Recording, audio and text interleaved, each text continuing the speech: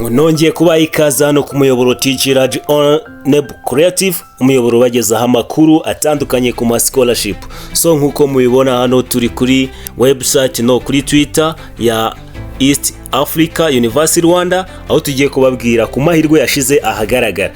Rero niba utarakora subscribe, kanda subscribe, share and comment, ubundi tugende tubana gatanu, kandi ubundi twe twababwiye yuko inshingano zacu ari ukubashakiraho amahirwe ari ahasige tukabahuza nayo. Sasa rero hano tugiye kubasobanura neza ibijyanye n'ino scholarship. Rwose iyi scholarship ni nziza cyane. Ukibona iri tangazo cyangwa se ukibona iyi video, uhite wihuta ukore application.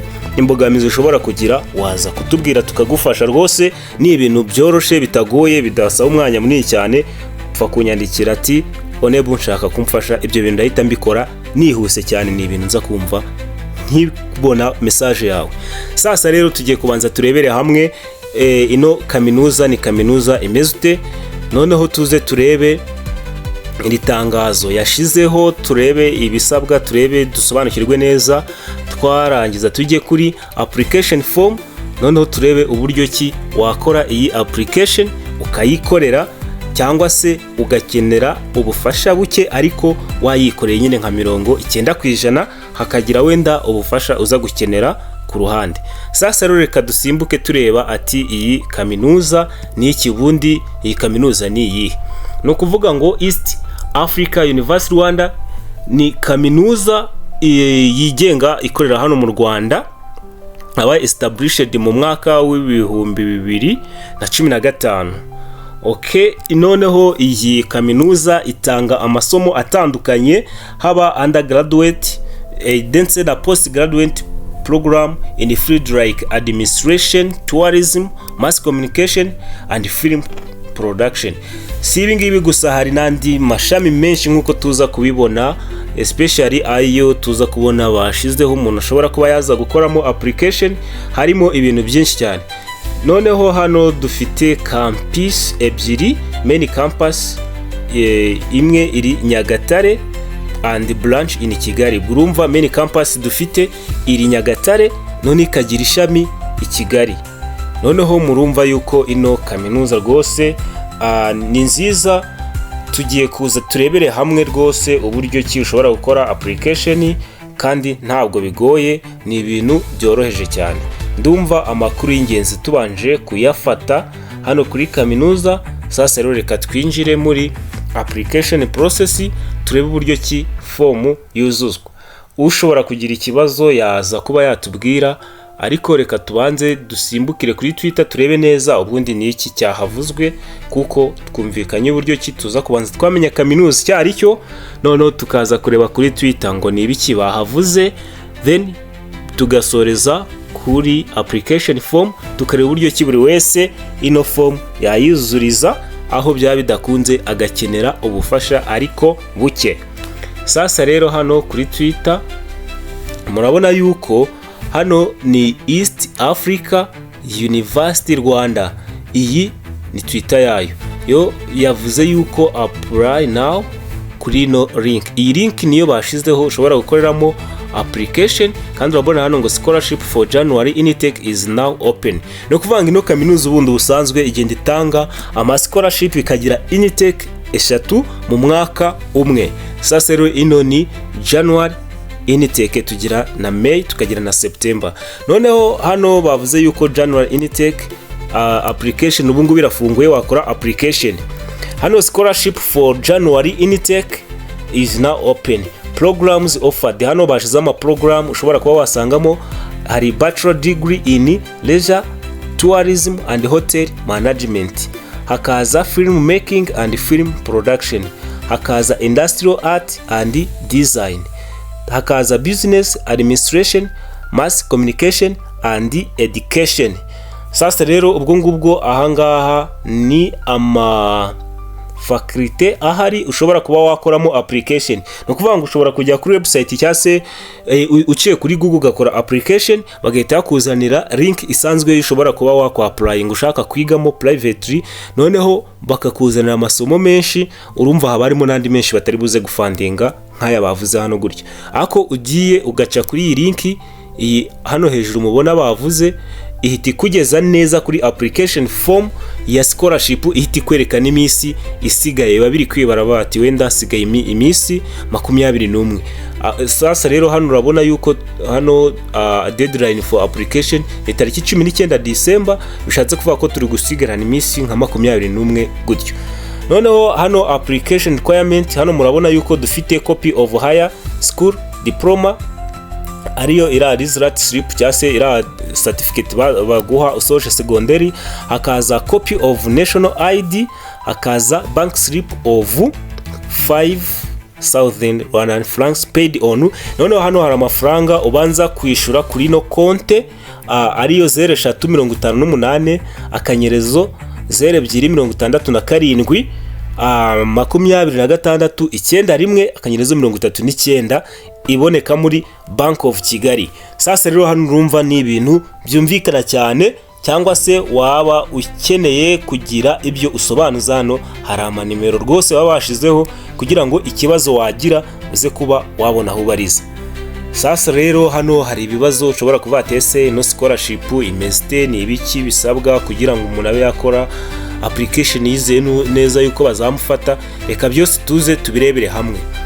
Hano hari abagiye babaza ibibazo bitandukanye, tugiye kurebera hamwe n'uburyo ki babasubije.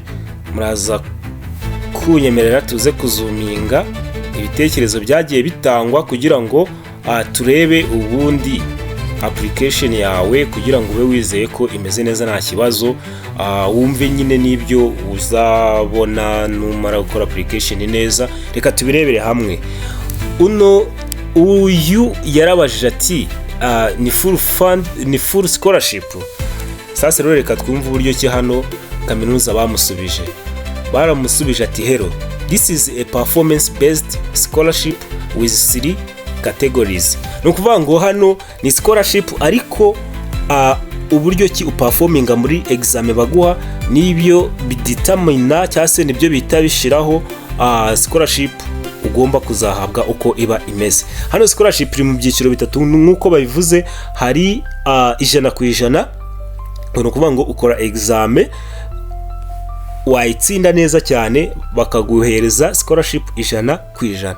Noneho iyo uyikoze ukayitsinda nyine mu rugero moderate, hari amanota baba bagiye bafatiraho, ahangaho uza guhabwa scholarship 50%. Noneho hari uburyo uyitsinda none ubona bigereranyije, hano baguhereza scholarship 30%. Ubwo ni ukuvuga ngo niba bakwishuriye ijanisha ubona hano, ubwo asigaye urayishurira, ariko urumva ko haba hari support. Mwe mugerageze ayo mahirwe kuko rwose ntabwo uzi niba ari wowe cyangwa nde uzatsinda ino scholarship 100%. Turabizi muba mushoboye kandi ibintu biba byumvikana. Noneho hano bahise bamusubiza bakomeza bavuga ati once you complete the application we will communicate the date of the scholarship examination.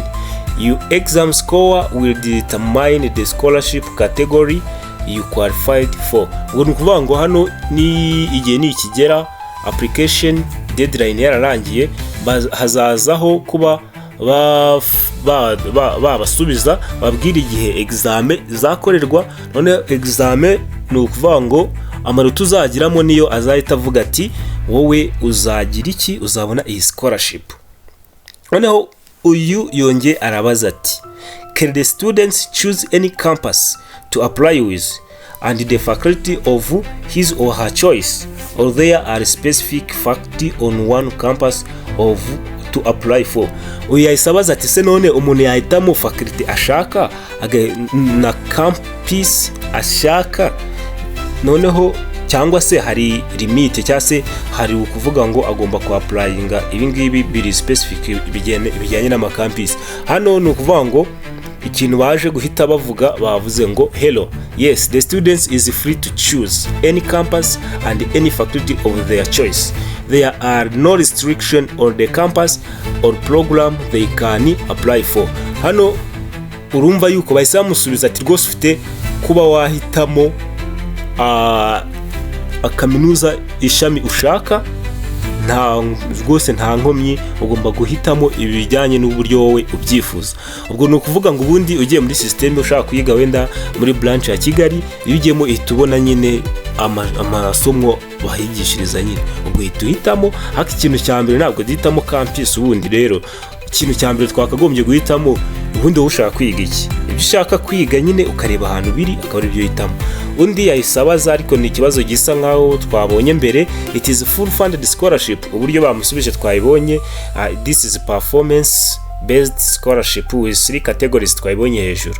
Sasa rero ubwo reka ibi tubireke, ndumva buri wese ibi ngaba bibonye. Gusa hano bongeye baravuga ngo the applicant must be Rwandan, have at least 2 principal passes for those who completed higher school in 2023 and earlier. Hano birumvikana ku muntu wasoje segonderi 2023 no gusubiza inyuma agomba kuba afite 2 principal passes. Murabizi yuko 2024 na 2025 amanota yaho yagiye asohokera ku manota 100. Noneho hano no kuvuga ngo minimum cyase cut of marks bazafatira kugira ngo umuntu abe yemerewe gukora application na amanota 50%.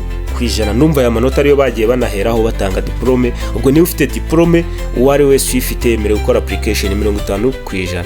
Sasa rero ubwo murumva uburyo ki byose bimeze. Reka twigire kuri application form, ibintu biri simple turebe uburyo ikorwa. Sasa rero kuri application form iyo ufunguye ira link twabonye, urabona hano dusigaranye iminsi 21 hakaza iminota 54. Application yacu uburyo ikorwa, hano uraza ugashiramo izina ryawe, for example uramutse witwa Tumwesige Onebu, hano uza guhita ushiraho Tumwesige. Noneho hano kaza gushiraho Onebu nk'ibisanzwe, hano ushiraho ID imibare 16. Hano kaza guselectinga gender, valid phone number, ushiramo nimero yawe uhereye kuri 07 umunani ugakomeza. Hano ugashiraho email yawe, maze kumakinga sure ko ikora, ukayohereza no message ukara kubona ko uyibona. Sasa hano uraza ugaselectinga sector, reka tubirebe turebe uburyo bimeze. Suppose uruwo muri turebe wenda dutanga urugero turuka nka hehe, nko muri Butare. Yes, Butare ni sector iri muri Rusizi district. Urahitamo nyine ugahita ubibona. Ubwo country ho birumvikana ni Rwanda, ni na one option ibihari.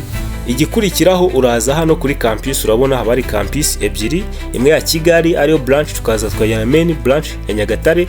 Ubwo dusuppose uhisemo kuri Kigali. Ubwo ni ukuvuga ngo hahita haza iki ama option. Urabona options zihari, dufitemo Bachelor of Film Making and Film Production, tukagira Bachelor of Leisure Tourism and Hotel Management, tukagira na Bachelor of Mass Communication. Sasa rero reka turebe yuko option twahisemo Nyagatare. Duhisemo Nyagatare turareka bikarodinga, duhita tubona options. Urabona ko bitandukanye, bishatse kuvuga ngo wowe uzahitamo aho ubona faculty ushaka kwiga iherereye. Ariko hano urabona ko ino Bachelor of Leisure and Tourism and Hotel Management hose irahari, bishatse kuvuga ko wayihitamo ahantu ushaka. Hano tukaza kugira Bachelor of Business, birumvikana Bachelor of Education in History and Geography, tukagira Bachelor of Education in Mathematics and Computer Science, tukagira Bachelor of Education in Mathematics and Physics, tukaza kugira Bachelor of Industrial Arts and Design ku bantu babarize ibintu bya tailoring n'ibindi. Sasa rero ugeze hano urabona ko ahita haza umwanya wo gushiramo amadokima. Hano uratacinga national ID copy, ugashira hano certificate ya S6. Hano ukaza kwashira ya bordereau bank slip uba wahawe usoje kugira iki kwishura. Ubwo murabona yuko bino aba ari ibintu byoroshe. Wenda reka tuze dukanda hano turebe. Iyo ukanza hano kuko ugiye kwa uploadingamo, wenda suppose urabona hano harimo amadokima mba mfitemo, wahita uhitamo iyo ushaka, wasoza kuyitamo ugahita ya uploadingamo open. Ubwo ubundi iba yagiyemo, murabona ko yagezemo.